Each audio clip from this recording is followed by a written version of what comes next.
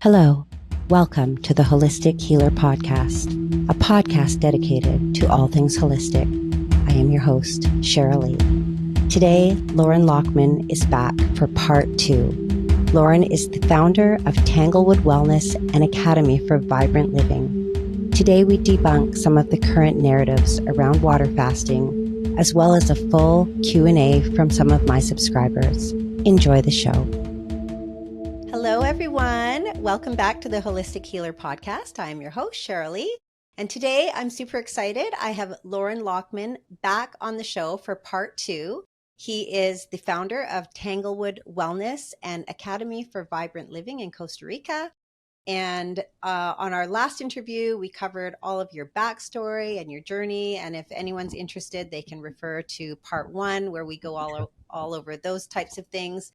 And so today we're going to hit this. I've got a lot of Q&As that came through from my my Instagram feed.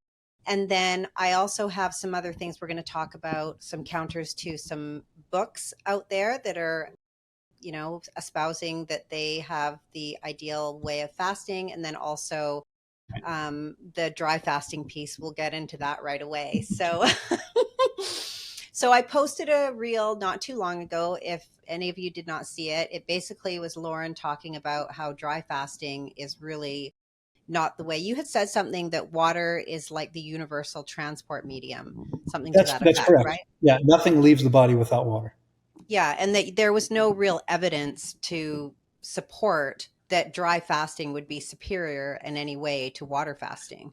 That's correct. I've been looking for a long time. I read the what's his name, the Russian doctor. I read his book translated to English. He never supports any of his claims for dry fasting. There's no science to support them. The only 2 studies I found that seem to support it, one says that dry fasting is the fastest way to eliminate inflammation. And the second one says that dry fasting is the fastest way to eliminate excess mucus. Okay. And a lot of people have said to me, look at these. This proves that this is good for you. I think, Cheryl Lee, the problem is that most people, including most practitioners, certainly most individuals, most people out there, including the so-called experts, don't seem to understand the difference between symptoms and actual problems, right? The symptoms are not the problem, okay? People talk about inflammation. You and I spoke before we started about Arnold Ehret briefly, the mucusless bowel healing system.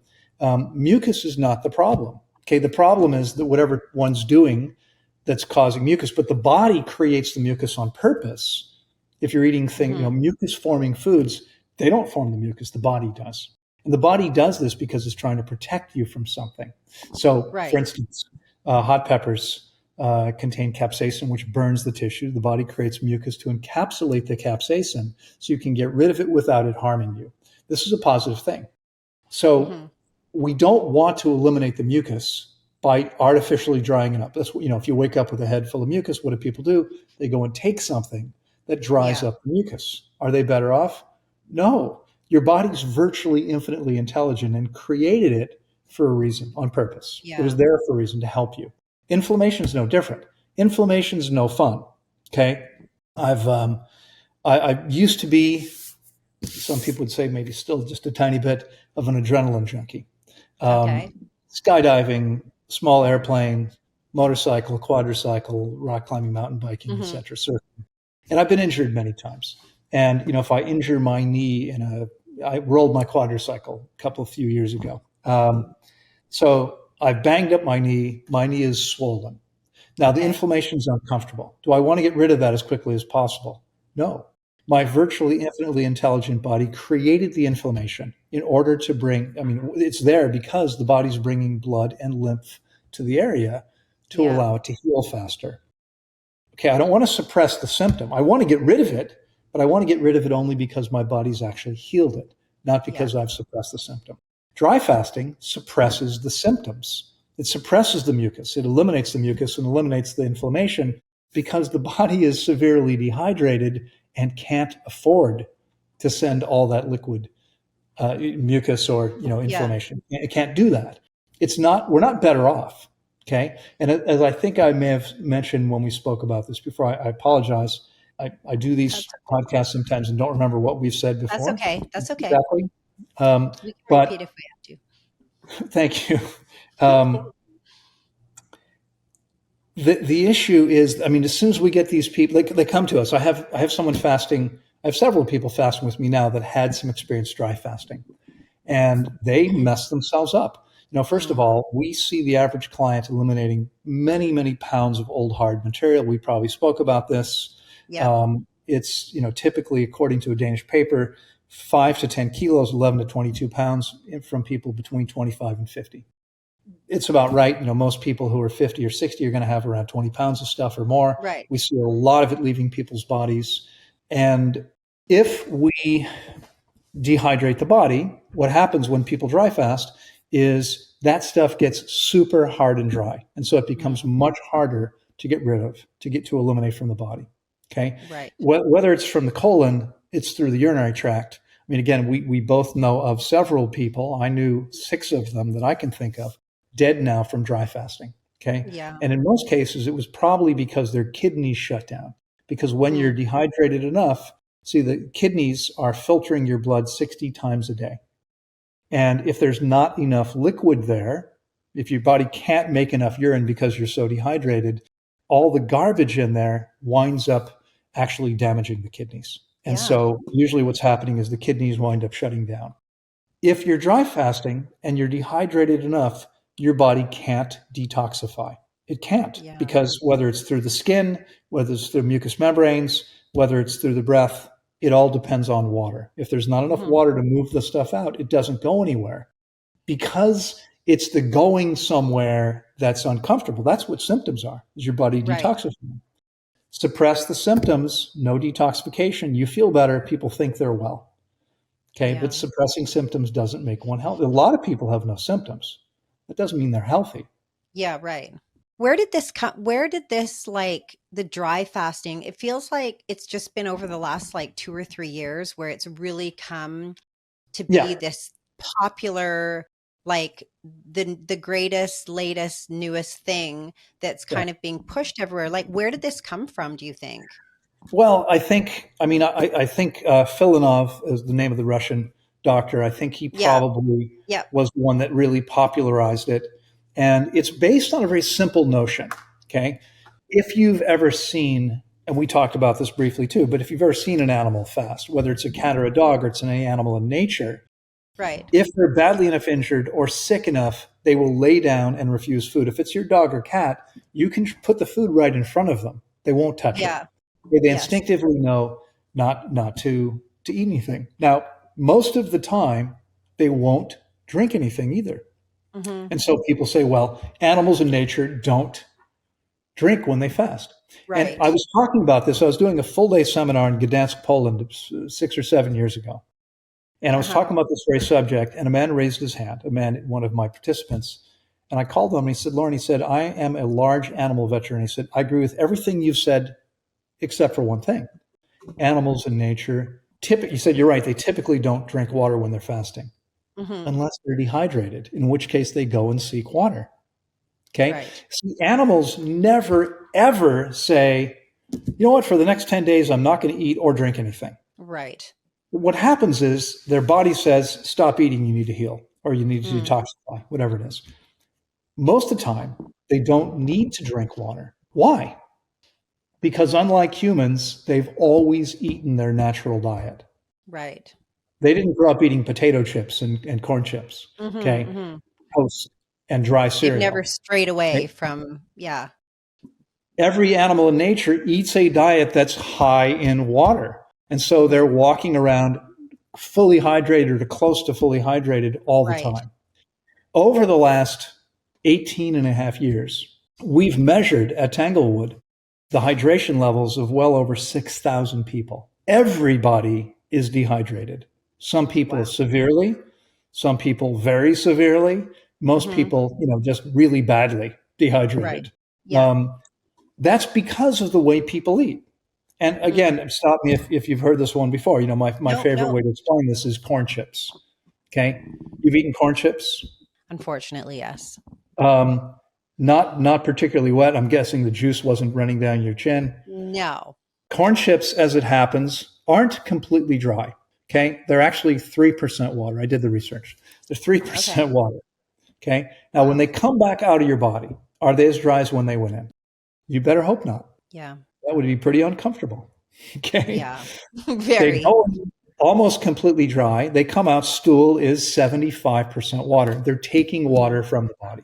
And this is the difference. Okay. Animals in nature aren't eating highly seasoned foods. Salts and spices take water from your body. They're not drinking alcohol and sodas and coffee and tea, which are diuretic and force water out of the body. And so humans are walking around dehydrated. Okay. Animals fully hydrated, an animal can fast for some period of time without needing water because fat metabolism creates perfect water. But when the average human is already severely dehydrated and is walking around with 10 to 20 pounds of old material in there, it's not going anywhere. It's going to become more hard and dry when they fast without water. Okay. Their bodies are screaming at them to drink. You've seen these videos. People go, I can barely speak, but this is good for me. Yeah. It isn't. Your body is clearly telling you. Okay. And again, what's happening is these folks, I think there are people that mean well, but they're confused. Okay. They think that because they're suppressing their symptoms, they must be better off. When they come to me, we get them hydrated and all the symptoms come back. Well, they're probably just allergic to water, right? Yeah. Right. Yeah. What's going on is as soon as we hydrate them again, they can begin detoxifying. That's what happens. All that stuff shows up again. Okay. Wow. I challenge anybody. If you believe in dry fasting and you're actually open, come spend a month with us. Follow my directions. I guarantee you will change your mind. Okay. I guarantee it. There's no benefit to dehydrating the body. And by the way, I probably mentioned this before as well, but when we measure people who come in, the people on campus who've had a dry fasting practice are always the most dehydrated people there. Yeah. The only, go ahead. I'm sorry. No, you go ahead. I was just going to say, I mean, you're measuring these things. I mean, it's not just someone saying like, oh, I'm hydrated. You're actually doing the measurements to actually get the it's funny. data back. We get people all the time. Probably half of my clients are raw vegans or, high raw vegans. These are people who are already knowledgeable about this. Many of them come in thinking they're well hydrated, and then we show them. Okay. Many of them think their systems are empty.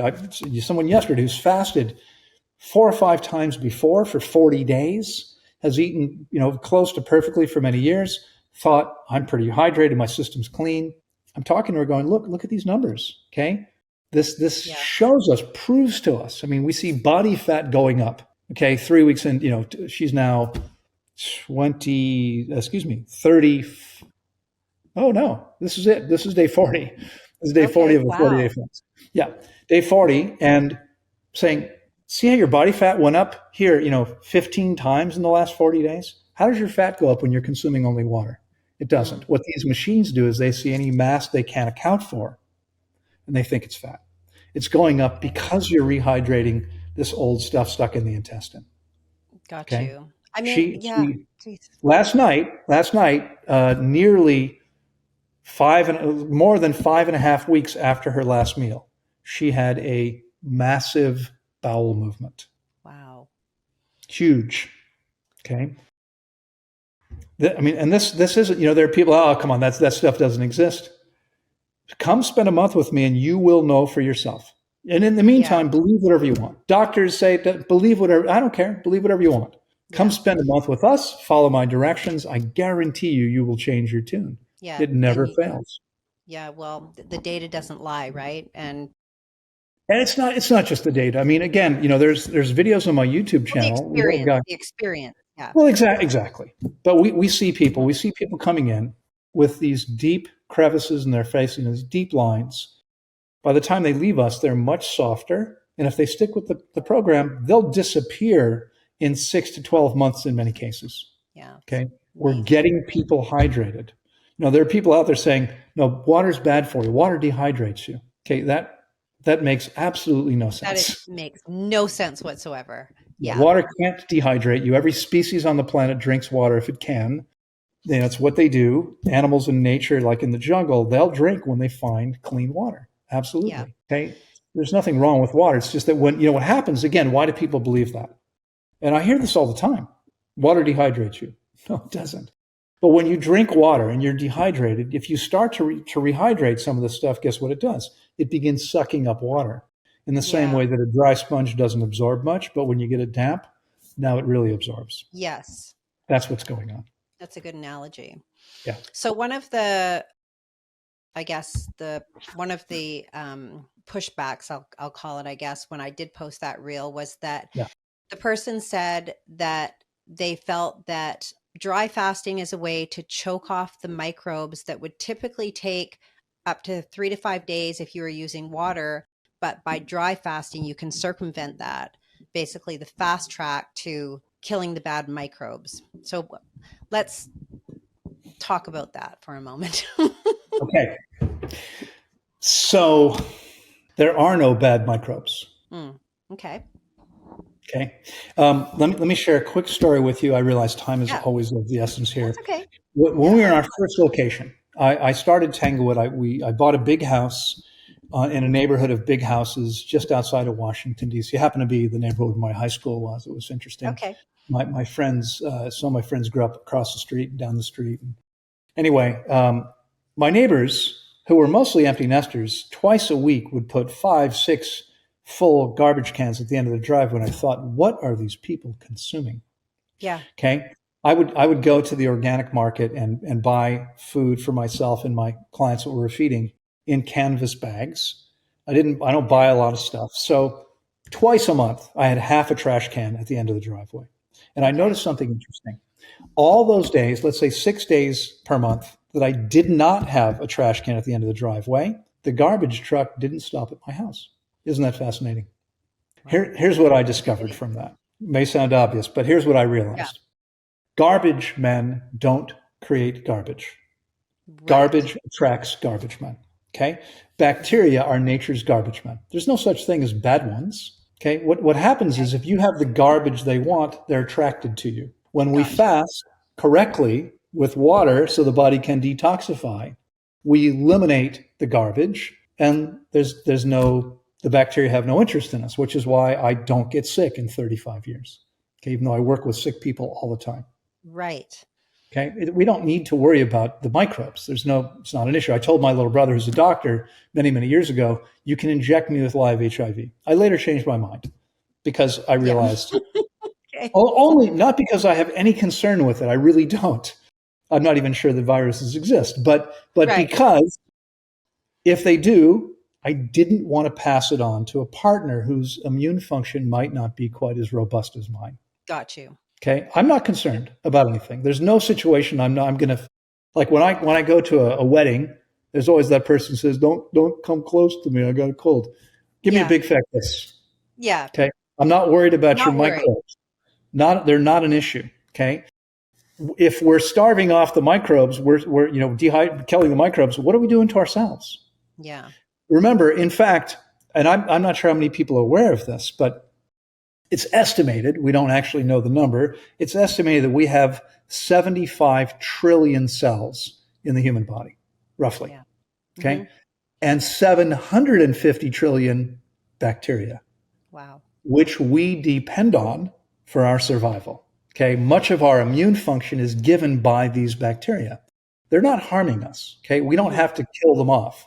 What we have to do is get rid of the garbage. Dry fasting, we know for a fact that it suppresses symptoms.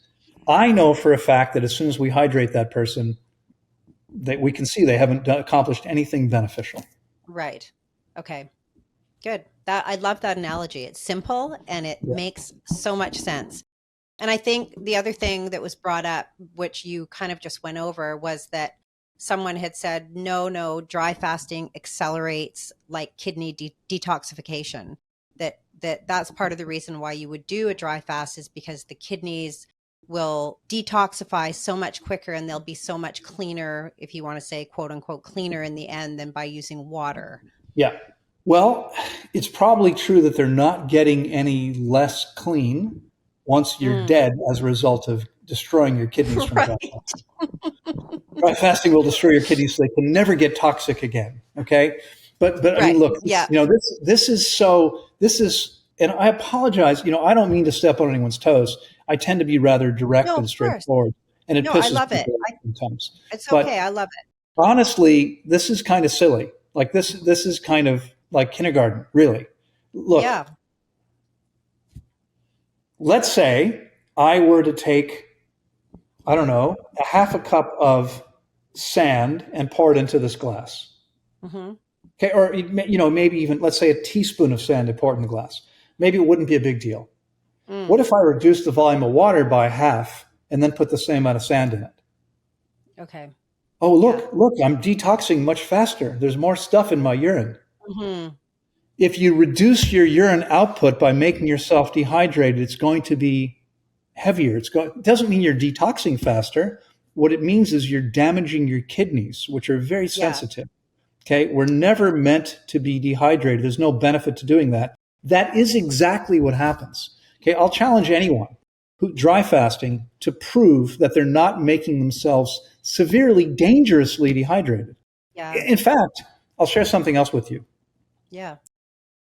Before I ever said anything, maybe not anything, I was pretty skeptical when I first heard about this, having already had lots of experience with water fasting. I've been water fasting for more than 35 years now. But I tried it 3 times for 4 days each. And frankly, I felt fine. Okay. I felt fine. But we've never measured anyone as hydrated as I am. Okay. You've talked to a lot of people in the space. Go find anyone. I'm 62 and a half now, on my way to 63. Go find anyone my age who has fewer wrinkles on their face. Yeah. I don't think you'll find any. And I'm not bragging. This is a fact. This is hydration. No, this is hydration. You're talking about hydration. Yeah. Exactly. This is what you see with hydration. Okay. These people are making themselves dehydrated. Folks, you have to understand this. Okay. Same thing. If you take herbs, you're going to detoxify faster. No, you're not. What's happening is you're putting more stuff into the urine. And so your kidneys, someone said, my kidneys weren't filtering. We have a name for people whose kidneys aren't filtering. They're called corpses because that means you're dead. Okay, your body has to filter your blood all the time. You should not be able to see much of that because your urine should be diluted enough. Okay. Yes. What about this idea, just it's a little off subject, but with the urine, should the urine be clear or should it actually be yellow sediment, like as a reflection of the kidney's health? Well, the color of your urine isn't a particularly good way to assess the health of the kidneys. And in fact, I mean, years and years ago, many years ago, even before we had Facebook, there were people out there who called themselves experts who were telling you if your urine's clear, it means you're hydrated. Okay, I can produce clear urine within 15 or 20 minutes. All I have to do is drink all this water right now at one time.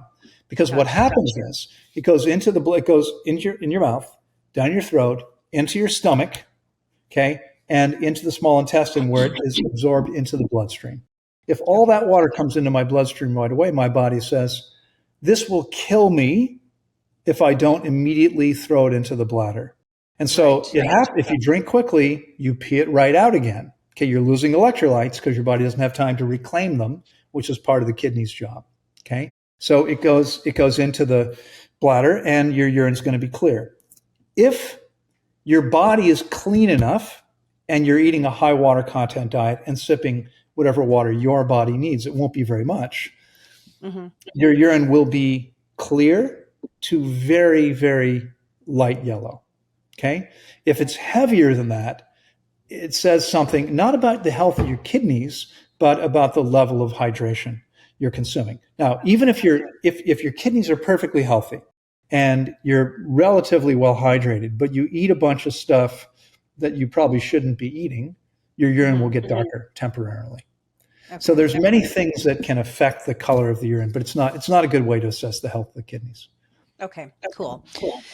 So moving on, I wanted to talk a little bit about Dave Asprey and he's got a new book out, maybe not really new, but it's within the last year or two. And it's called Fast This Way. And it's his experience with fasting. He talks about fasting for weight loss. He talks about spiritual fasting.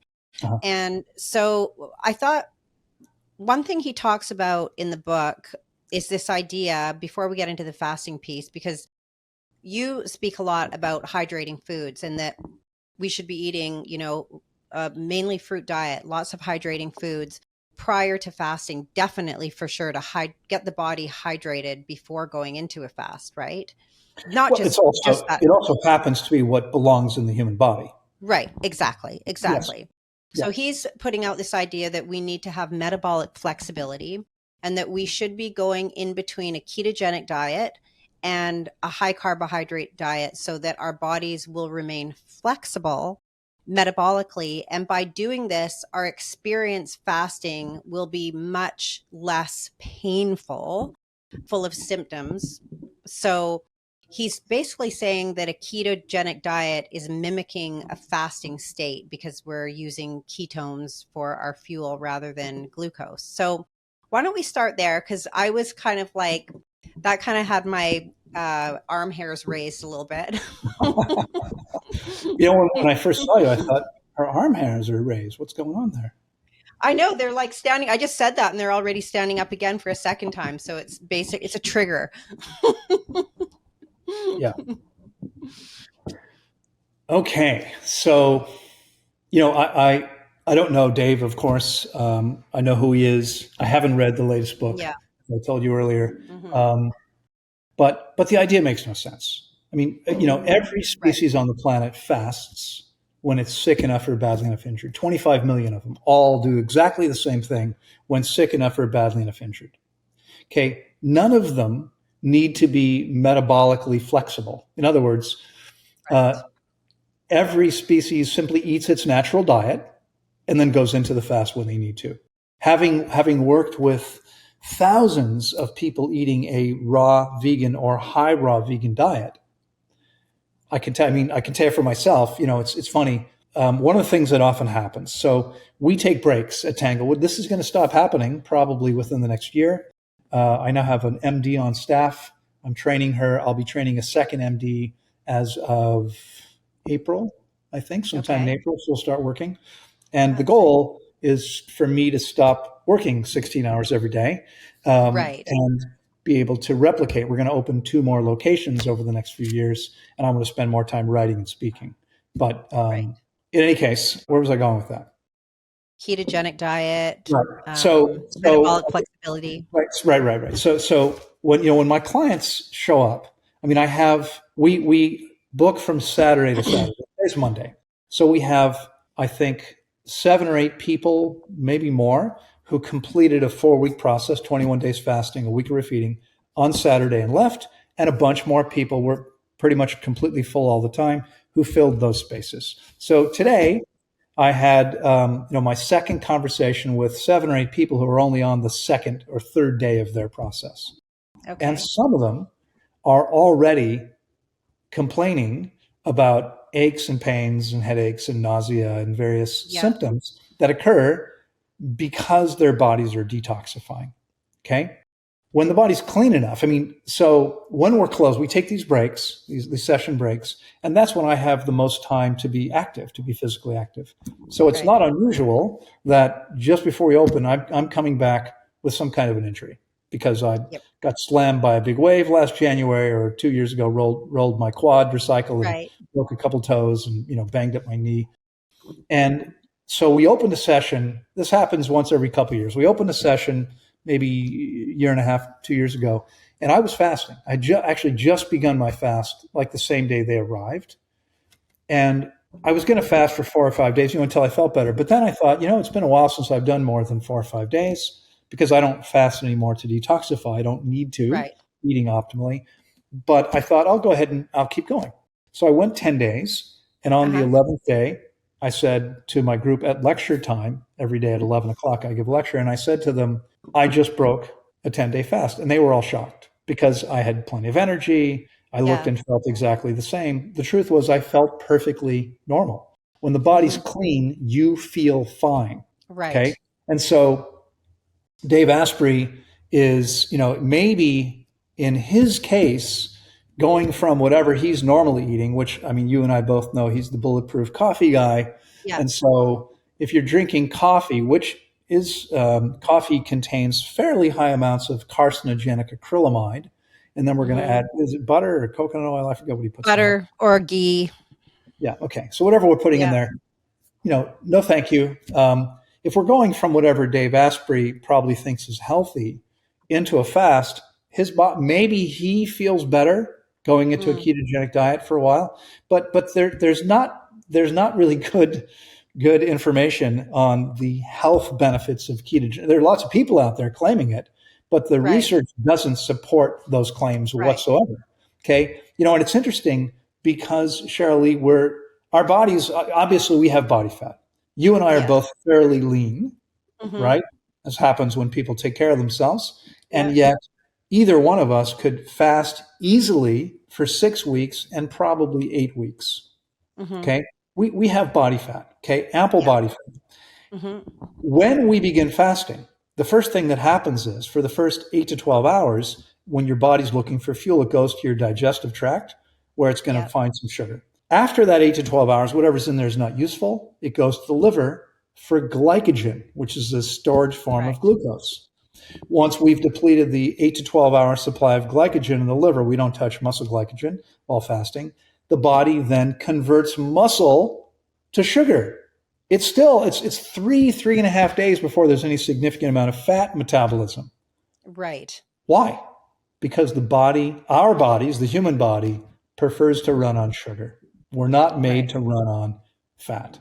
Okay. Right. So yes, we can. And when we deplete all the sugar sources in the body says, okay, I don't want to keep consuming all the muscle. We'll go ahead and switch over to fat. Okay. Right. But we're not made to run on fat. So eating a fat diet, it's not a particularly good idea. Yeah, and I think we see this now, the long-term effects. There are a lot of people who were all on that ketogenic wagon when it first started are now very vocal about how, it really harmful. Not just, exactly. Yeah. So, again, if you understand what health looks like, you can look at these people. They usually have big, dark circles under their eyes. This is not health at all. Yeah. And it's not sustainable. It's not sustainable. No. So that one of the things that he says, that he quotes, he says, there is self-inflicted suffering is fasting solely on water, and that we should include both coffee and tea for the polyphenols, and to not do so is just making the fasting experience miserable. Well, go ahead. Okay, so we don't need to be taking in polyphenols or anything else when we're fasting. Okay, again, 25 million animal species all fast without consuming polyphenols. Okay, it's not that consuming coffee or tea simply makes it less painful. I mean, it does make it less painful. The reason why is because it makes it a hell of a lot less effective. Okay? Right. Dave Asprey, you're probably never going to see this podcast, but if you do, come spend a month with me, and I'll guarantee, if you're coachable, and frankly, Dave, I kind of doubt you are. You seem to think you know a lot already. I'll guarantee you a much higher level of health by doing it my way. Right. Okay. Because what we're doing is as close as possible to what happens in nature, with the only difference being because everyone's dehydrated and has all this nasty old stuff in there, we have to have a lot of water coming in. Yeah. I mean, this just makes sense. It makes sense, but I guess for some, I feel like for a lot of people, they're just looking for anything to not have to do the work, to not have to, have to just, they're looking for any way out. And so, of course, something like this, oh, wait, I can fast and I can have coffee. I mean, it's just always trying to find like the quick fix or something like, the pain avoidant constantly. Well, Cheryl Lee, you asked me 15 minutes or so ago when we started, maybe even longer ago, dry fasting. How did this take off? What happened? I think the answer is people want magic bullets. Right. A Yes. couple of the people who died as a result of dry fasting were people who fasted, water only fasted with me, and had amazing results. But at some point decided, no, there must be an easier way. Okay. Yeah. And look what happened. Look what happened. I mean, ultimately, we can, like you just said, it's so simple. There's the simplicity is there. It's just, let's go back to nature. But for people, they get complicates everything, and they're looking for the complicated answer sometimes to something that is really just so simple. And so that's why part of the reason why we're having this discussion is Because they want the magic bullet. They want that because they easy want way the to. magic book. Exactly. Exactly. Yeah, I mean, The other, unfortunately, folks, there are no real. I mean, if you're using shortcuts, if you're trying to manipulate the body or the situation, there's going to be unintended negative side effects. yeah. Okay. And with Yeah. Asprey, I mean, it's not so much that he's necessarily harming himself or anyone by consuming coffee or tea. He's simply preventing himself from getting even a Right. fraction of the benefits he could be getting. Exactly. Exactly. And I'm just going to make the assumption that the idea of another thing that he's advising is that he sells a prebiotic fiber that Ah, he says should be taken while you're fasting because it feeds the gut and it makes sure that you do not starve the good bacteria. And we just talked about this whole idea of there is no bad bacteria. So, right. Well, remember, the bacteria live on dead and dying tissue. They're nature's garbage men. Okay, they live right. on dead and Right. dying tissue. When you're fasting, they're feasting. Okay, you have nothing. You're not going to your bacteria. We see all the time. People come in with like candida problems. So the Sure. yeast have taken. It should be bacteria here, yeast here, naturally occurring, but relatively small quantity. People that have a systemic candida problem, what's happened is the bacteria have been or not eliminated, but they're way down here. Yeast have taken over. When we Yeah. fast, the yeast starve and the bacteria repopulate, and we completely reverse the condition without needing to buy or take anything at all. Right. Right. Right. And I mean, we did cover a lot of these things in our first interview. I mean, it was more in depth on, like fasting 101 kind of is what these are getting into more of the things that people are putting out there. And I had no idea that dry fasting was such a touchy subject for people. I was like, Oh yeah. wow. So that was good that we were able to talk about that. Now, the other thing too, and we're going to get into some Q&As because I have quite a few of them, but one of the things that he also says is that women are less resilient than men when it comes to fasting, Uh-huh. and that when women are fasting, there should be more care taken because we can run into hormonal issues while we're water fasting, whether that's short-term or long-term fast. So what's your experience with that? Definitely not true. I mean, Mike's Okay. so for the first every alternative practitioner that I know of, and maybe this Mm-hmm. has changed a little bit in the last years. Certainly would have been true 10 years ago. Every single one would have said they see a lot more women than men. Okay. Okay. It's certainly not because women have more health issues or need help more than men. It's simply because they're much more willing to seek it. Okay. Right. Yes. So for Gotcha. the first, we're about to turn 28 years old. Tanglewood will be 28 in Wow. March, Amazing. and we've now fasted more than 10,000 people, an average of 26 days. For the first 18 years, at least, Mm-hmm. we were somewhere between 2/3 and 75% women, our clients. Wow. I fasted a lot of women. Okay. Okay. Now, what happened? Maybe my YouTube channel, which I no longer have access to because of some low life who hacked me and Damn. shut us down. Nice. It's still there. I just can't get into it. We're about to start another one right now. But Mm-hmm. um, once that YouTube channel started, I want to say, let me think. It's been 13, 12, almost 13 years now. Okay. It took a few years for it to really take off.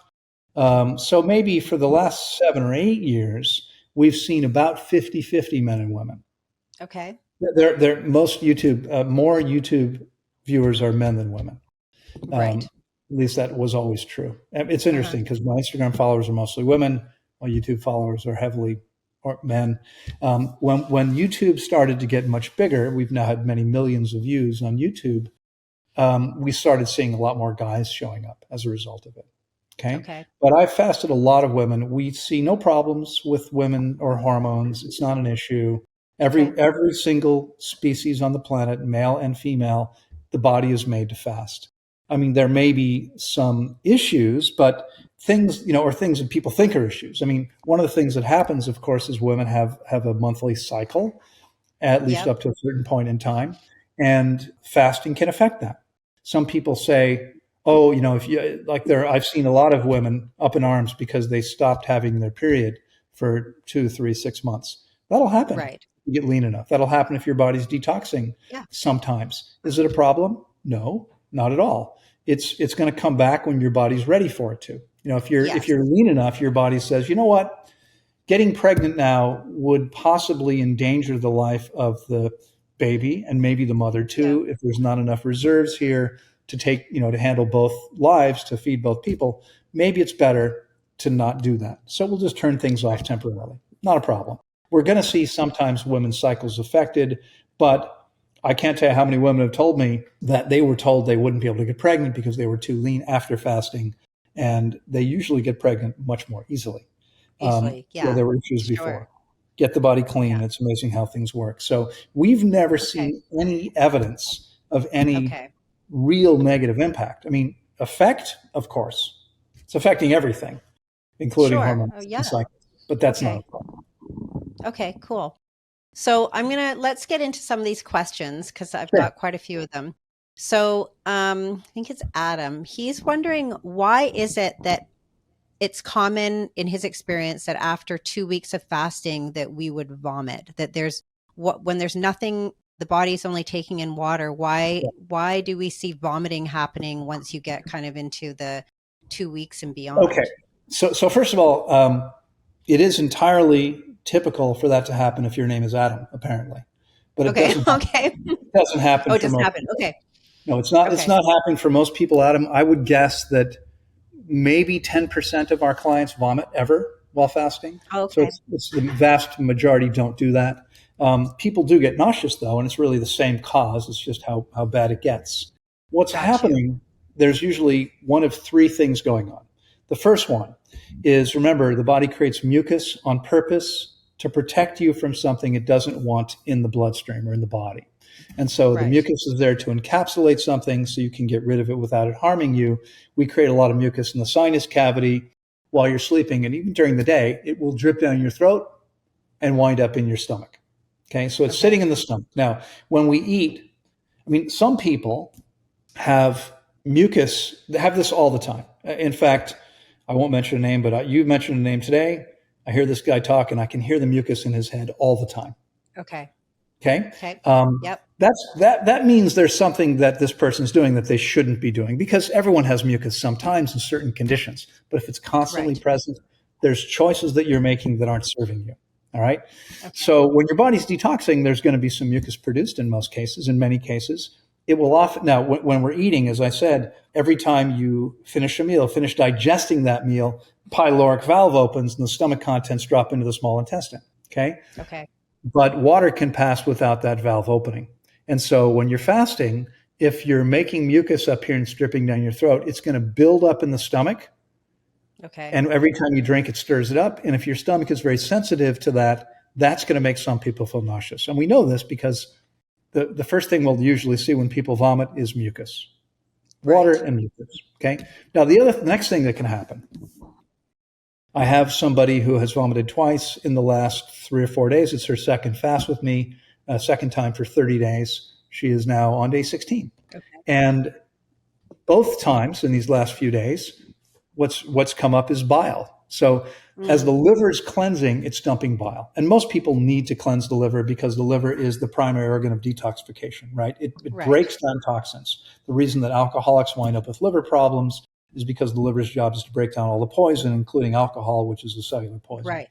So as the liver is cleansing itself, it's dumping bile, and it goes into, if you have a gallbladder, it's made in the liver, it's stored in the gallbladder, it's dumped into the duodenum, which is the top of the small intestine, just below the stomach. Usually we're dumping bile in the presence of dietary fat. Bile is nasty stuff. So if your system is sensitive enough, if you're dumping bile in the absence of food, it's going to make you feel nauseous. And this will cause some people to vomit. When it happens, as has happened with this woman I'm talking about, up comes bile. Okay, we can see it. Okay? And it's interesting because the pyloric valve, theoretically, right, bottom of the stomach, there's this one-way valve that allows things to go down only. But your body's pretty smart. If there's bile sitting here and the body wants to get rid of it, it's a lot easier to take it up than 2 feet than to go down 30 feet. And so the valve opens, your body gets rid of it, and it's gone. Okay, the third thing that happens, and this happens to a lot of people, and Adam, this is probably what's happening for you if it's 2 weeks in each time, is you are rehydrating enough of the nasty old material sitting in your intestine. And as you rehydrate that stuff, you reabsorb toxins into the bloodstream. That will make some people feel nauseous. Now, if the nausea occurs because of the first or second one, and I have 30 people right now roughly at Tanglewood. I've got 3 daily group calls. I work with people remotely as well. So I'm working with about 35 people right now. In the last couple days, 4 or 5 days, I've had 2 people vomit. Okay, one was mucus, one was bile. Okay, in both cases, they felt better as a result of vomiting because they got out the substance that was causing the nausea. If the cause of nausea is the last one, the third one, because of what you're reabsorbing into the bloodstream, you're probably not going to feel better if you vomit because nothing's going to come up. Got you. I mean, it could be that reabsorption triggers the cause of the creation of mucus or bile, in which case getting rid of it will help you. But if there's no mucus or bile, it's just because of what's going on down here, you may not feel any better if you vomit. Okay. Good. Thank you.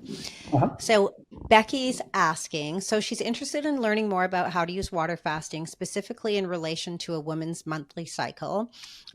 We kind of just covered this, but are there peak times we should push longer fasts and times we should not? Any thoughts on cycling your fasting? Example, if you think staggering and varying our fast throughout a given week is more or less beneficial. Yeah, I think it's really important. For women, you should only start fasts on days that end with day, like Sunday, Monday, Tuesday, Wednesday, Thursday, Friday, or Saturday. Okay. Perfect. And only in months that contain a vowel. Okay. If there's months without a vowel, don't fast. All right. No, I have seen and I know there's books out there. There's another book called Fast Like a Girl. This is a doctor who thinks that if people are really sick, they should fast for 3 days. Okay. Or 4 days. Okay. Our average fast is 26 days. Right. Now, it's funny. I mentioned her actually recently to a group and said, what do you guys think about this? And they thought it was hilarious because they were all 21 days into the fast already. And, what had happened after 3 or 4 days was nothing compared to what happened 2.5 weeks later. You don't have to worry about that. You really don't. What tends to happen if your cycle falls in the first week of the process, or especially if it's earlier in the first week, it will usually be relatively unaffected. Now, it does vary from woman to woman, but usually it's going to be relatively unaffected. It'll be like it normally is. If it falls in the second week, most of the time it's going to be heavier or longer duration. Okay. Your body is now ramped up. It takes 10 to 11 days to get into the deepest part of the process. You're either there or almost there or have been there for a couple of days, and your body's detoxing quite heavily at this point. Yes. And so the cycle will usually be longer or heavier than usual. If it falls in the third week or later, your body's already done so much, it's often going to be a little bit lighter than usual. Okay. But I've seen no evidence or data to support the idea, or experience to support the idea that it makes a difference where someone is in their cycle. It doesn't make any difference. You can schedule it based on when you get vacation time or what's convenient for you. I don't think you have to worry about your cycle at all. Okay. I think that kind of covers, because the next question was from Josh, and he was asking, this is all, I think the question here is around the hormones of women somehow affecting the fast. So that whether you're 20 years old or you're 40 years old, and how that's going to affect the hormone. And what you're saying is there's really no effect at all. You may lose your cycle. No, I'm sure it's affecting hormones in various ways, but not in ways that are negative or harmful to you. Right. Okay. Got you. I mean, basically what our bodies, again, look, here's the way I would start by thinking about it this way. Our bodies have virtually infinite intelligence, as I've said before. They're incredibly intelligent. They know exactly what they need to do. When we fast both long enough and properly, we're giving the body the conditions to detoxify, and balance every aspect of the body. I don't think there's any exceptions to that. And so Gotcha. hormones too should be better balanced afterwards. And this is why I mentioned to you before, we see women all the time who have had problems getting pregnant. Okay, they haven't been able to conceive. That's rarely an issue after fasting. In fact, I don't think it's ever been an issue after fasting. Wow. Okay, that's because one of the reasons why is we're balancing the body and hormones. Okay. Wow, I like that. So Josh also asks, there's a commercial out apparently about this drug called Ozempic that is a fasting mimicking drug. And so that by taking this drug, so I don't know if you know of this drug and what like the pathways are with something like this, but again, I think this is going to circle back around to that shortcut, quick fix. Yeah, right. I mean, look here, I'm not gonna take too much time to get into this, but I just Googled Ozempic, semaglutide. Let me see if I can find a site that I know will have, I mean, maybe I won't do this right now, but if you look at, here we go, side effects, right? Yeah. Why do drugs have side effects? It's going to mess with your blood sugar, upset stomach, heartburn, burping, gas, bloating, nausea, vomiting, stomach pain, loss of appetite, diarrhea, constipation, runny nose, sore throat, stomach flu symptoms, headache, dizziness, tiredness. Folks, drugs are toxic 100% of the time. Yeah. Okay? All the time. So while there may be drugs, maybe there'll be more in the future that will in various ways mimic some of the effects of fasting. The best way to get the effects of fasting is by fasting, okay, which is good for you. And the only side effects it has are that you become healthier in every way. Personally, in the last 35 years, I have taken 2 ibuprofen. That's it. And that was after I fell 10 feet onto concrete and broke my hip and was in so much pain I couldn't sleep for the first 4 minutes. And so the 5th night I thought, okay, I've got to get some sleep. I took one so I could relax enough. I slept. I took one the next day, and then I threw the rest away because I don't want any of that toxic garbage in my body. Mm-hmm. I'll never take another drug unless I'm forced to or in a similar situation. For me, it's always get out of the body's way and let it do what it needs to do. Every time we attempt to manipulate the body, we're creating unintended side effects. Totally. I've said it before. I think it's worth saying more than once. Okay. Because so many of the things people are doing, we're trying to manipulate the body and creating a particular outcome. Okay. And just again, I know a lot of people and I'm sorry, what's that? I just said we're always looking outside of ourselves for the answer, for the cure or whatever, instead of trusting. Well, because again, we're looking for something easier. Okay. Yeah. People want that magic bullet. They want it to be as easy as possible. Unfortunately, it's not the same. There's a, you probably know of the guy, there's a Italian PhD who works at the University of California that sells a program. Yes. So Dr. Longo has a program, which is the fasting mimicking diet. Yeah. Mm-hmm. And you can buy it. It's all 100% heavily processed, prepackaged stuff that gets mailed to you, and you're supposed to consume that. And you're supposed to get the same benefits as fasting.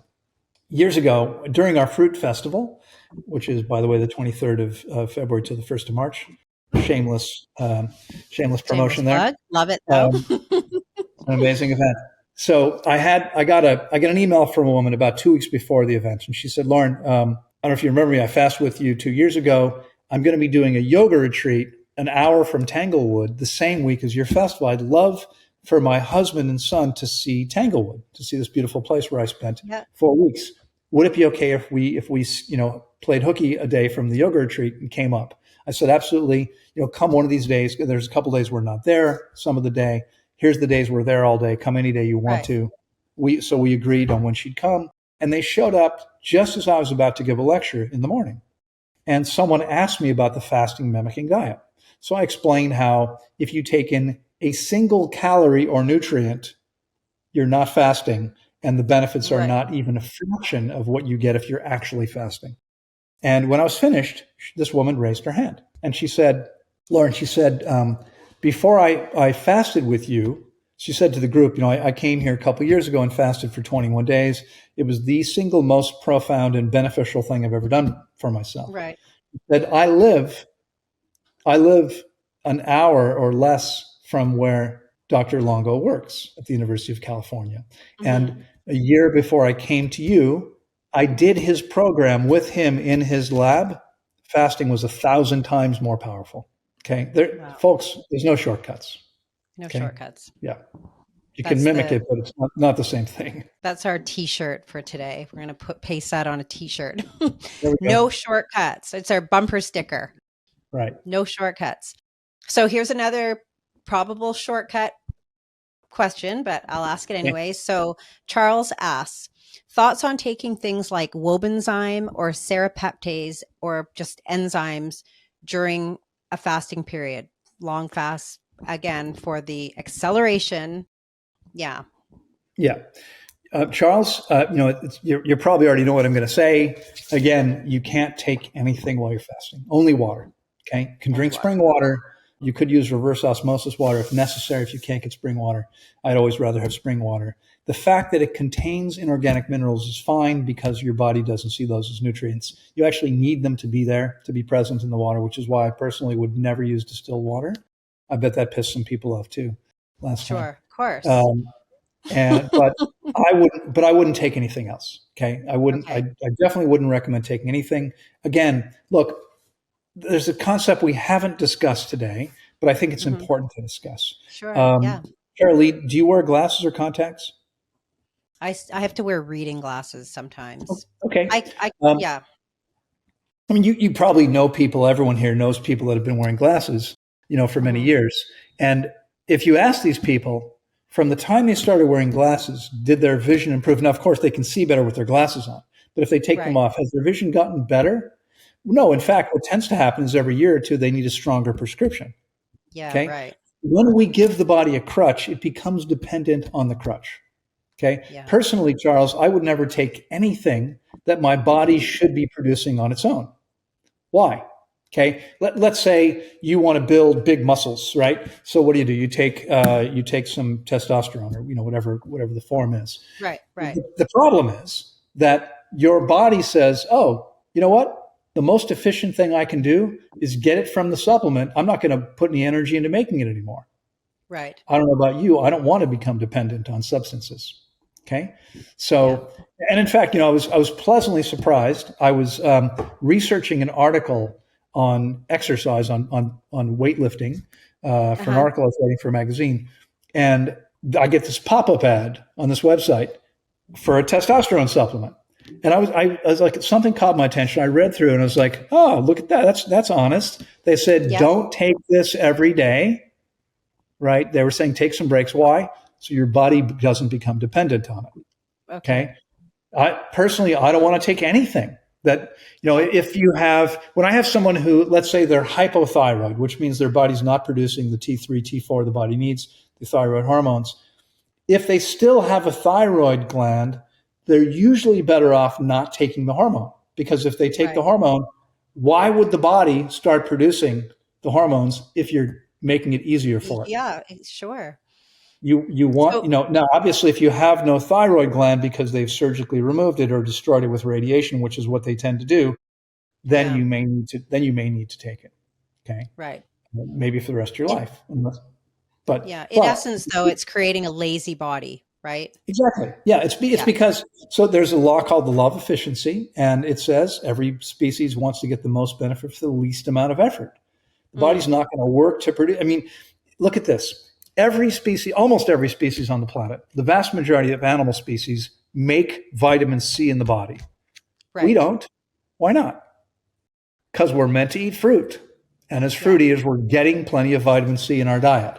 Why would the body waste energy making something that it's going to get from its diet? Right. It would make no sense for it to do that. Okay. Sure.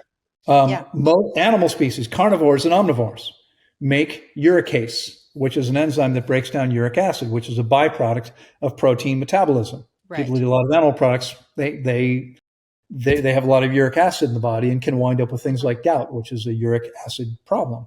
Okay. Yes. We don't make any uricase. Why not? because we're not meant to consume much protein. We're meant to consume tiny amounts of it. It would be silly for the body to waste energy producing this enzyme when there's no need for it. Yeah. Yeah.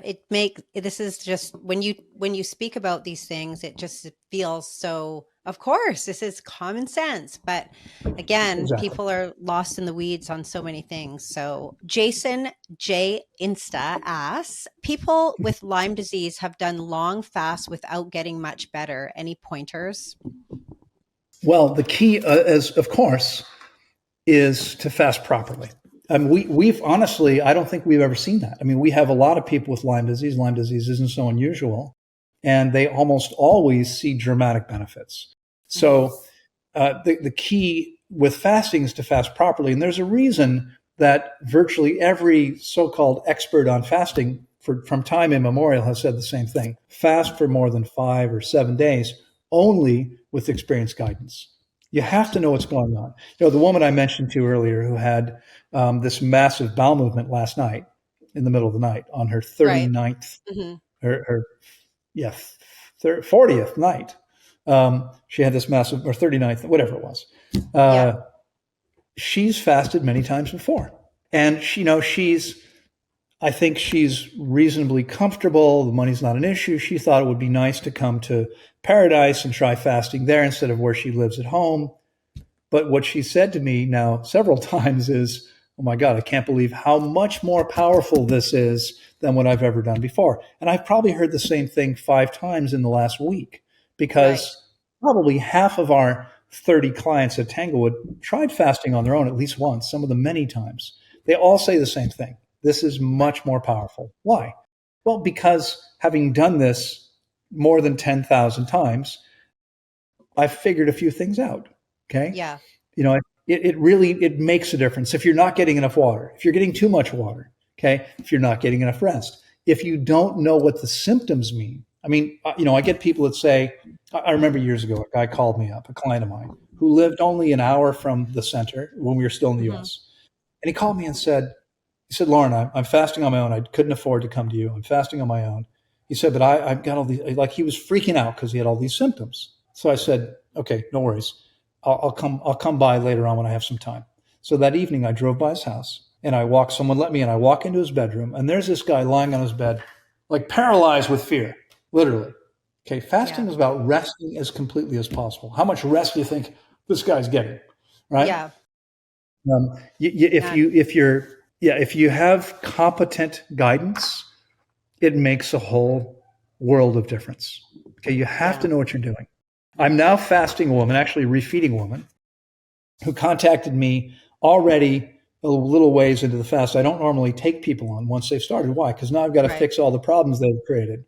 Someone else was guiding her through the process who didn't have any right to be doing that. He doesn't have enough experience to be doing that. Okay. But he was guiding her through the process, gave her some terrible advice, and she was in a really difficult situation. We've gotten her out of that situation. She's now several days in refeeding and is going to be a whole different person because of it. The difference is really understanding what needs to happen. Okay. So, I understand these are difficult times for a lot of people. And if, money might be tight, I can guide you remotely. We have a payment plan. It's not so terribly expensive. Find a way to raise the money. I guarantee you there's nothing more important than your health. Do it correctly and you're going to see a whole world of difference. Okay. Amazing. Okay. Mawisa, how promising is it to heal eyesight through fasting? Well, it's very promising. It depends, of course, on the situation. As I said earlier, most people see an improvement in their vision. In some cases, we've seen incredible improvement in vision. I mean, I'm not even sure if I should tell you this story because it's hard to believe. It's. Okay. I met a woman years ago. I was in Virginia Beach visiting. There's a store, I'm guessing it's still there because it's been there forever. It's called the Heritage. And it's right on the waterfront on the beach and a major cross street. And I'm walking in and there's a woman walking out. We almost run into each other because I didn't realize she was legally blind. She couldn't see what was in front of her. And so we almost walked into each other and we got to talking and she wound up becoming a client. And at the time I met her, she could not see that there was a human being standing. She could see there was an object in front of her. You may know this. Most people that are legally blind don't see nothing but they don't see well enough to actually function in the world. They can't drive, they can't read, they can't do anything. You could see there was something in front of her, but you couldn't see what it was. She fasted, she changed her diet, she did some Bates exercises to release excess tension in her eyes. And the last time I saw her, she was driving a car without needing glasses. Okay. Wow. Now I'm not, and in fact, I mean, the change in her was so dramatic that she opened a center for African Americans. She was African American. She opened a center for African Americans with vision problems in Virginia Beach, which is where we met and where she lived. Yeah. And in fact, she brought me down twice to do a full day seminar there for groups of her, small groups of her clients, 5, 6, 8 people at a time. As a result of that, I fasted 2 groups of blind people, and we saw amazing changes happen for every single person. Now, not everyone improved like she did. No one improved quite as dramatically as she did. Right. But we saw amazing things happen for everyone. Okay, so depending on what your issues are, Mawissa, was it? Mawissa, I think. Yeah, Mawissa. Mm-hmm. Okay. So depending on what the issue is. Yeah. Yeah. Almost everyone will see some improvement, but it will vary. It will depend on what else your body's doing. Your vision, however important it might be to you, to your body is less important than your heart and your arteries and your liver and your kidneys. And these are vital organs. You know, your body is completely clear that the most important things are those things that are critical to your survival. So vision may not be the first or most important thing that the body's going to focus on. We'll usually see dramatic improvement, but each case will be different. Yeah. Okay. Amazing. I love that answer. The yin yang dad. How to know you're dealing with detox symptoms or something else? I'm assuming he's referring to when you're fasting, if you've got symptoms coming up, and whether it's detox or something maybe more sinister happening. Yeah. Well, I mean, this really is the crux of it, isn't it? Yin yang. You have to know. You have to know. I mean, how do you know? You know. You know from experience. Yeah. Maybe you don't always know, but we've never lost anyone because of fasting. It's never happened. No one's ever died because they didn't know what was going on. It's critically important that you do understand what's going on and why it's going on. One of the things we're doing, I mentioned earlier, in case you weren't here, I now employ an MD. It's a 3rd doctor we've had. Well, hopefully the 4th one. Hopefully over time. Hopefully this one works out. We've had people that just weren't a good fit. I have a 2nd one coming on. The goal is to have a couple of doctors on site that I'm training to supervise fasts over time, so that I don't have to spend so much time doing that, because there's many other things I'd like to be able to do. But the key is to understand what's going on. One of the things that we're doing is every day we're measuring blood pressure, pulse, blood oxygen saturation, blood sugar, temperature, body fat, muscle mass, percentage of hydration in the body, and weight. And with most of with these things, we can see what's going on in the body. We can always do more tests if we need to. Okay. Right. We'll eventually soon be doing electrolyte testing on site when we feel the need to. What we do now is we'll bring somebody in to do that. It's just much more expensive that way. But most of the time we don't need to. Okay. The key is to really understand the process, and to know what to look for, and to know how to interpret. It's funny. I got an email from someone recently. They had some questions, and they said, I'm fasting on my own. I said, okay, but are you, how do you know you're okay? Well, I'm taking my vital signs. I said, right. But do you know how to interpret them? Yeah, exactly. Because taking them doesn't help you.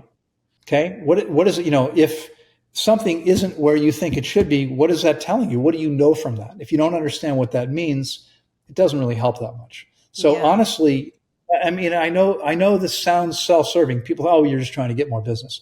We're full. We're almost always full. Yeah. If it's not you, it'll be somebody else. It doesn't really matter to me. I really don't have much more time than where I'm already spending. So what I want to see is, I want to see every one of you, if you're committed to your health, fasting and as safely as possible, doing this correctly. Yeah. Okay. Yeah. My advice would be to fast only with experienced guidance. And you know what? Do it once or twice or 3 times, maybe at least once or twice. You'll learn a lot, and you'll be in a much better position to do it yourself. But don't try doing a long fast on your own without having experienced guidance. That's a mistake. I was just going to say, I mean, I think when you're dealing with these extended fasts, it's like to have supervision is just, I mean, it's just a no-brainer, Yeah. to be in a, not only just for the physical symptoms, but psychologically as well, to stay the course for all of these things. It's just, I I can't even I have imagine a doing. musician fasting with me now who's been, he's not super famous, but he's been reasonably successful. This is his second fast Uh-huh. with me. The first one he did remotely. And that's, if you can't get to Tanglewood, it costs more money. If you can't travel and you don't want to pay the extra tuition to do it with Yeah. us on site, I can work with you remotely. Now, what he said to me yesterday was, this is so much better than the first one I did. He's halfway through a 21-day fast. First time I Yeah. think he did Yeah. 30 Oh, days. I can only But he said imagine. this one's shorter because he brought his 75-year-old father, 70, Okay. yeah, something like that. Hmm. And they're only doing 21 days. But he said this is so much. It's so much easier Yeah. here. It feels Yes. it feels so much better because the whole environment is set up to support this. There's Yes. a like-minded community around you. Yeah. You're getting supported and educated the whole time. I mean, it makes a big difference. Oh, Okay. yeah. Yeah, absolutely. And that really, I think we just talked about this kind of, maybe not directly, but indirectly. This Unsoiled says, can you ask him about deaths in these facilities and what have you done to prevent that? So I'm not sure if there's been deaths in fasting facilities in places that he's asking about, but I mean, Yeah, well, there's probably deaths in any facility that does enough fasting. I mean, sure. well, it's probably, so like a True North in California, they're not going to have any more deaths there. Okay. No. Is it because they're better? No, I'm pretty sure they're not. They don't take people that are very sick. Okay. Right. Because they don't want to wind up with liability Right. issues or wind up in Yeah. Yeah. Yeah. lawsuits. I set Tanglewood up to help as many people as possible. So we Yeah. have a terminal cancer patient who arrived on Saturday. He's been told, dude, you've got months to live. We can't do anything else for you. He's already had chemotherapy. The cancer came back. We don't shy away from taking those people. And if he dies, he dies. I mean, it's Yeah, not exactly. everyone's going to serve. Not everyone's going to. I mean, we're all going to die eventually. Yeah. I hope everyone realizes that. Yeah. Death is Newsflash. inevitable. Part of life, usually at the end, but it's Yeah. it's just what happens. So what we do is we make sure that everyone is safe. We make sure that everyone's doing what they need to if they're willing to. I mean, we also don't control that. Okay, Right. Yes, for if we sure. have someone who's unwilling to drink the water they need to, I've had people refuse. I don't want to. Like, you need to. I had someone last year, the year before, said to me, I said, if you don't drink more water, you're going to become dehydrated. We're going to have to give you electrolytes, break your fast. She said, I'm not going to take them. I said, well, then we're going to have to take you to the hospital. I'm not going to go. Okay. And then, it's funny because a year later she wrote to me and said, can I come back? I said, no, definitely not. Absolutely not. Yeah. I mean, Yes. you were a nightmare to work with. Okay. Yeah. You're not Yeah. coachable. I said, if you want my coaching, I'll work with you remotely, but not at my facility. Yeah. I'll work with you from home. Okay. So, if you're working with people who are really sick, some of those people may not survive the process. Of course. What do Of we do to course. avoid that? We're not trying to avoid that. We're Yeah. just trying to help as many people as we can. Yeah. I love that answer. I love it. Candy Dawn wants to know, what time of day does Loren eat his last meal and what does he have for his first meal? Okay. Well, usually, I'm eating my 2 meals a day. It's usually 1 or 2 meals a day. And I'm usually eating the first one between 2 and 3 in the afternoon, and the second one no later than around 6. But there's some flexibility. I mean, sometimes I'm so busy, I'm not free until Mhm. 7 o'clock. In that case, it depends. I may not eat, or I may eat something relatively light. Usually I'm done eating by 7 p.m. Okay. You can't really see much from here. I don't know if you can tell on that counter. Those are all bananas you see. Okay. There's Mhm. 3 or 4 different kinds there. I have in the kitchen, there are some melons. I'm getting these Santa Claus melons, I think they're called. They're delicious. I have oranges and tangerines. I have grapes. I have strawberries. I have kiwis. There's not so many options this time of year, Yeah. and Right. I'm gonna buy whatever I can find that's organic. Um, Yep. If I can't, I've got avocados, tomatoes, lettuce as well. If I can't, and cucumbers. If I can't get all organic, there's certain things I'm going to avoid because I know they're like, I'm not going to buy strawberries or grapes or apples if they're not organic. I won't eat them if they're not organic. So my meals vary. Most of the time, if I'm eating one meal a day, it's going to be fruit. If I'm eating 2 meals a day, they might both be fruit. 2 or 3 times a week, I'll have salad. And that could be a bowl of mixed greens with lettuce, tomato, cucumber, avocado, or it could be a romaine leaf with the other stuff inside, a little like lettuce wrap. I keep things really simple. Most of the time, I'm not really that interested in spending a lot of time in the kitchen. When I'm fortunate enough to be with my girlfriend, we don't live near each other. She enjoys spending time in the kitchen. So we might have sushi every once in a while with raw vegan, raw nori. We might we'll do wraps a lot actually together. They're still pretty simple. It's just that she does them instead of.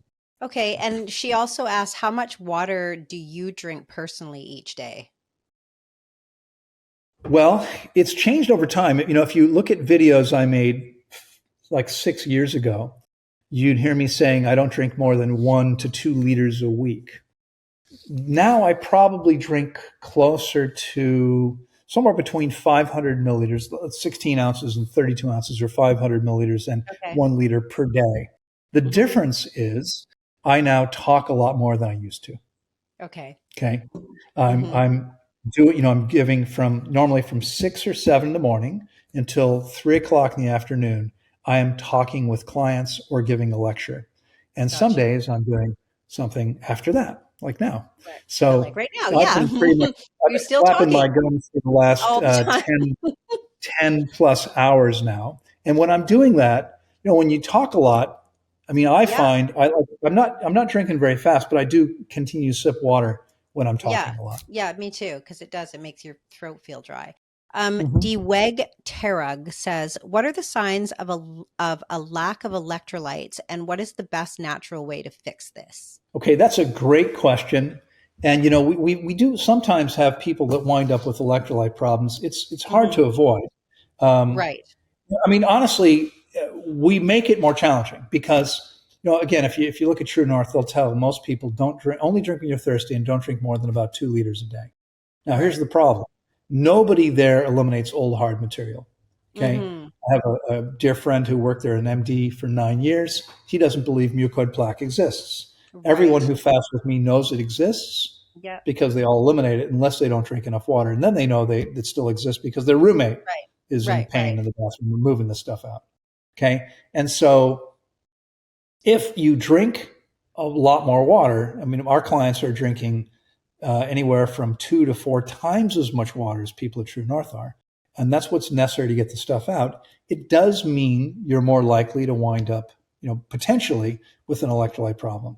Now, as long as people sip slowly, there shouldn't be an issue. So again, the key is this is not, I think, 500 milliliters or 16 ounces, but if it were, no more than 500 milliliters, 16 ounces, roughly the same thing, in 1 hour, slowly over the course of the hour. So if that's an hour, that's 30 minutes, that's 15 minutes, that's 7.5 minutes, that's 3 3/4 minutes, that's 1 7/8 minutes. Every minute you should take just a little bit. Every minute. Okay. That's the way you get it in safely. Okay. As long as you do that, the body can handle a fair amount of water. Okay. It's when you take it in too quickly that it causes a problem. But we had a woman, and so we'll have people. Now, when you vomit, you're losing electrolytes. If you have diarrhea, you're losing electrolytes. If you're sweating, you're losing electrolytes. So here we are in beautiful Costa Rica, and some of my clients are disappointed when I say you shouldn't spend more than 5 to 10 minutes at a time in the sun. Okay, because if you're sweating, you're losing electrolytes, and you're not eating anything for nearly 4 weeks, in some cases much longer. You don't want to be doing that. Okay, so a little bit of sun. Now, when you're refeeding, of course, that's different. You're putting food in, you're replenishing them. But the problem is, so it's very easy for us to see from the numbers, properly interpreting their daily vital signs, whether someone is not getting enough water. It's not easy to see if they're getting too much from the numbers. Okay. Gotcha. Most of the initial signs of electrolyte deficiency are typical signs, typical symptoms that occur when people are fasting. Weakness, dizziness, These are things that happen when people fast all the time. And so it's not easy to tell. And this is why it's super important that people not drink too fast so we can simply avoid the problem. We had maybe 3 years ago, we had a woman fast with us, and she had fasted with me once before. It was longer the first time. The second time, I think, was only 21 days. And on the first day of refeeding, she vomited twice. She wound up going to the hospital because she was out of her mind. She was unconscious. I mean, she was conscious, but couldn't have a conversation. So we got her to the hospital right away. It turned out her electrolytes were way out of whack. And I started thinking, how's that even possible, vomiting twice? I mean, I've had other clients vomit 5 times a day for 2 weeks and be perfectly fine, literally perfectly fine, and then begin refeeding. Okay. We've had many clients vomit multiple times per day for quite a long time. She vomited twice while already taking food in and still wound up with this problem. And I thought, there must have already been an electrolyte problem. Okay. Yeah. So after that, we began requiring every client to get their sodium, potassium, and chloride levels, the only ones we're concerned about. There's many other electrolytes, but we're not concerned about calcium, magnesium. Those aren't going to cause a problem. If your sodium, potassium, or chloride levels are out of balance, then your heart could stop, etc. So we have everyone check them before they start. What we have found so far is as long as everyone does that, we haven't had a single issue since then, nothing serious since then. Okay. Yeah. And in fact, it's interesting because a year later, even after spending, I think, 2 months in the hospital it can take a while to balance these things once they're out of whack. I thought, she vomited only twice. How's this possible? So she writes back to me a year later and says, I want to come back again. And I said, okay, but 2 months before, normally we want people to test them a month before they come. Right. I can't remember if it was 2 months or 4 months before you come. I want you to get them tested. They were completely out of whack. She said she was eating perfectly. Electrolytes were completely imbalanced.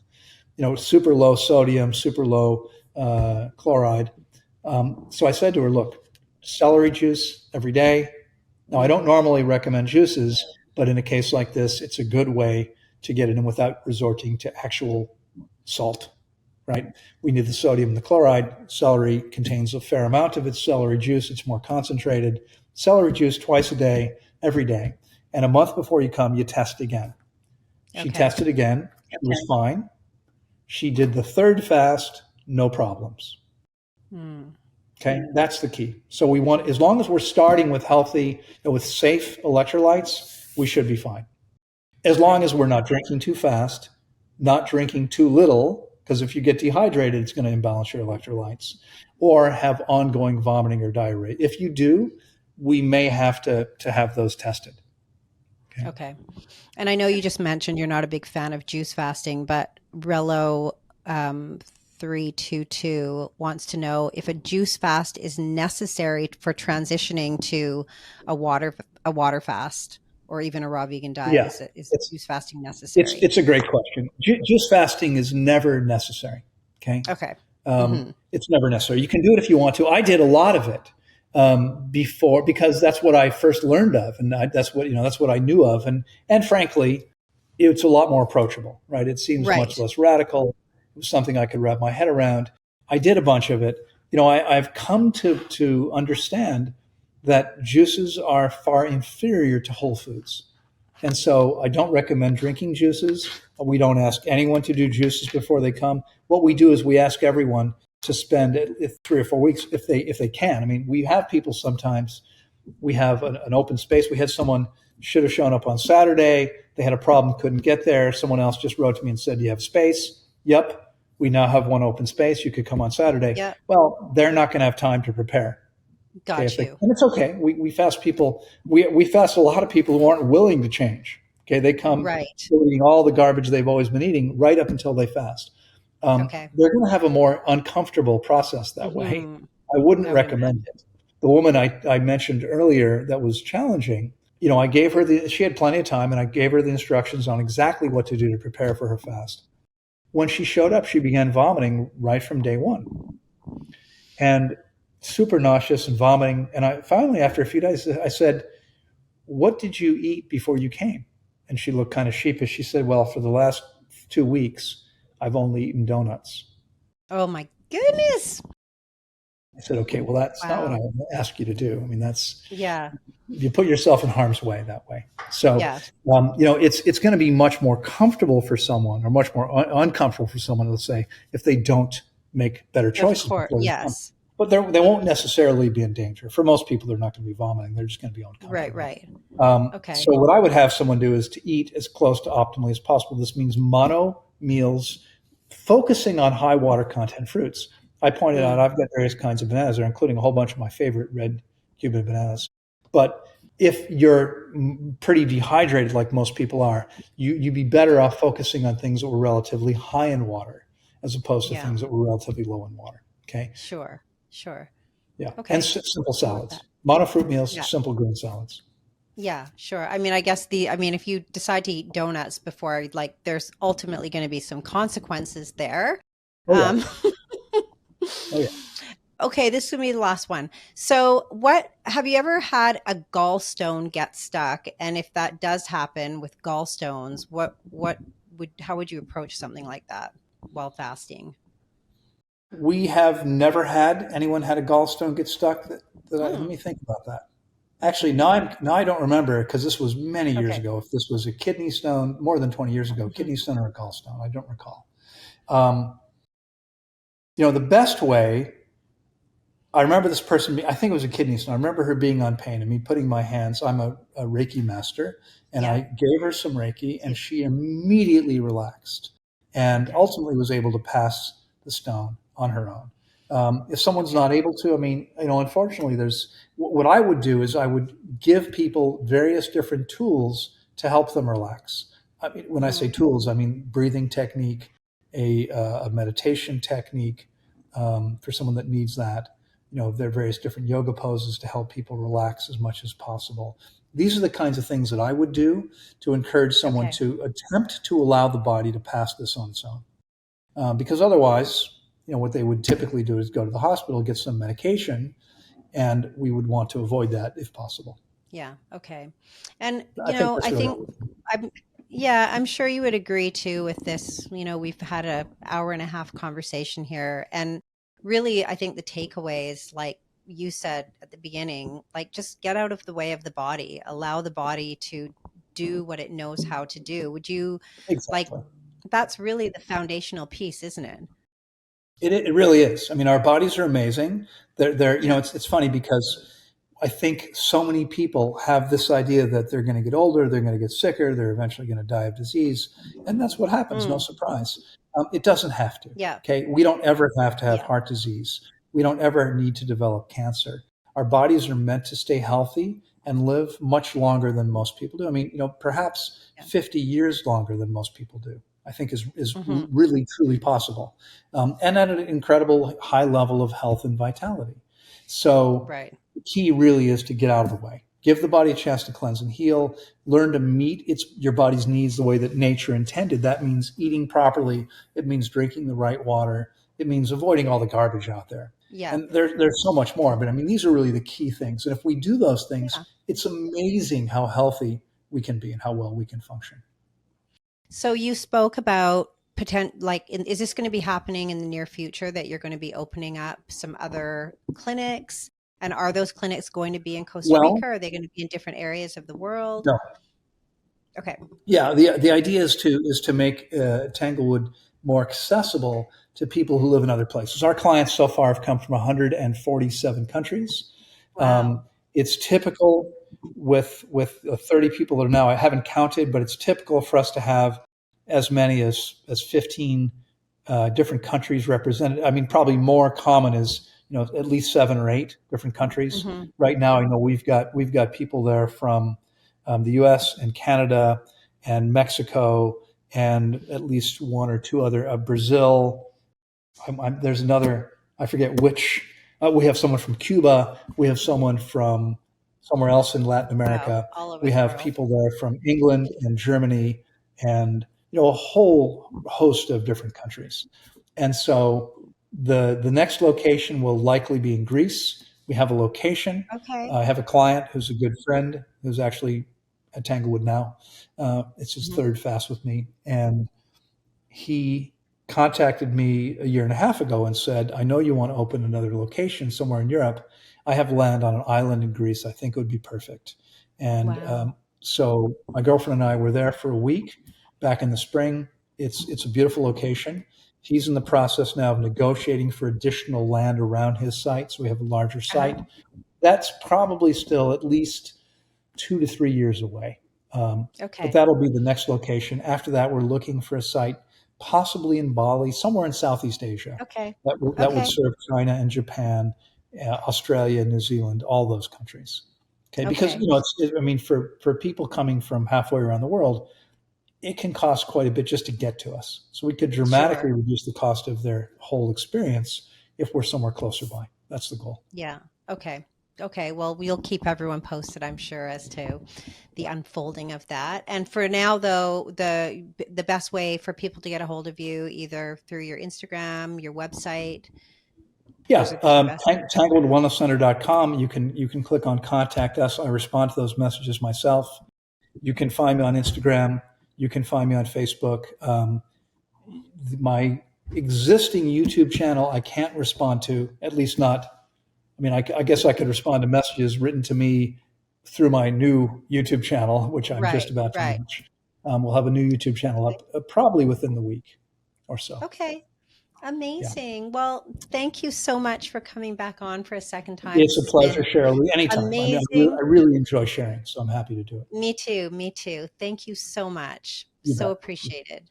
Yeah, my pleasure. Thank you, Loren. Take care, everyone. Bye-bye. Bye.